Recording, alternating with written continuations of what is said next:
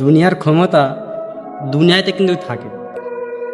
প্রত্যেকটা মানুষের কিন্তু দুনিয়ার ক্ষমতা দুনিয়াতেই থাকে। মৌতের পরে কিন্তু সেই ক্ষমতা শেষ হয়ে যায়। তখন বলে, হায় রে, তোর ক্ষমতা কোথায় গেল? দেখা তোর ক্ষমতা আর থাকবে না। ওই জন্য প্রত্যেকটা মানুষকে বলবো, কেউ মানুষকে ছোট করবেন না, মানুষের সাথে ঝগড়া করবেন না, মানুষকে ভালোবাসবেন, মানুষকে সম্মান করবেন, ছোট হোক চাই বড় হোক, এবং মানুষকে সাহায্য করবেন। কারো যদি অর্থ থাকে অর্থ দিয়ে সাহায্য করবেন, কারো যদি অর্থ নাও থাকে কথার মাধ্যমে সাহায্য করবেন, যে ভাই ওই কাজটা করলে ভালো হবে। এবং প্রত্যেককে আল্লাহর হুকুম মানতে হবে। এই দুনিয়া থেকে আমরা এসেছি, একদিন ফিরে আমাদেরকে চলে যেতে হবে। আমাদের সেইটাই মাথায় রাখতে হবে যে আমাদেরকে এই দুনিয়া ছেড়ে ফিরে একদিন এই জীবনের রিমোট তো আল্লাহর হাতে।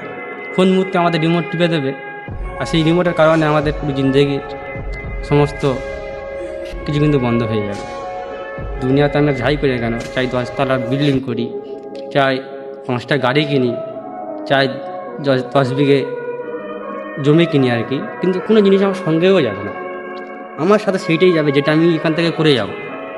ভালো করি চাই খারাপ করি, কেউ যদি ভালো কাজ করে, কেউ যদি নেক আমল তৈরি করে, সেটা তার সঙ্গে যাবে। কেউ যদি খারাপ কাজ করে, সেটাও তার সঙ্গে যাবে। সেটা গিয়ে সেখানে হিসেব হবে।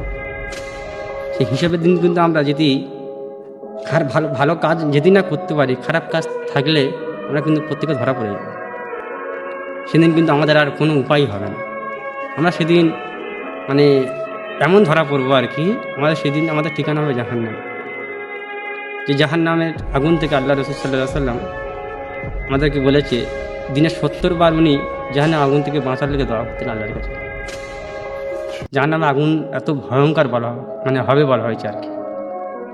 সেই আগুন থেকে প্রত্যেকে বাঁচার লেগে ফিকির করব, প্রত্যেকে ভালো কাজ করব, প্রত্যেকে 5 ওয়াক্ত নামাজ পড়ব। এটাই আমি প্রত্যেকের লেগে দোয়া করি যে প্রত্যেকে যেন করতে পারে। আর আল্লাহর কাছে এতটুকুই দোয়া করি যে আল্লাহ যেন প্রত্যেকে যেন হেদায়েত দিয়ে দেয়।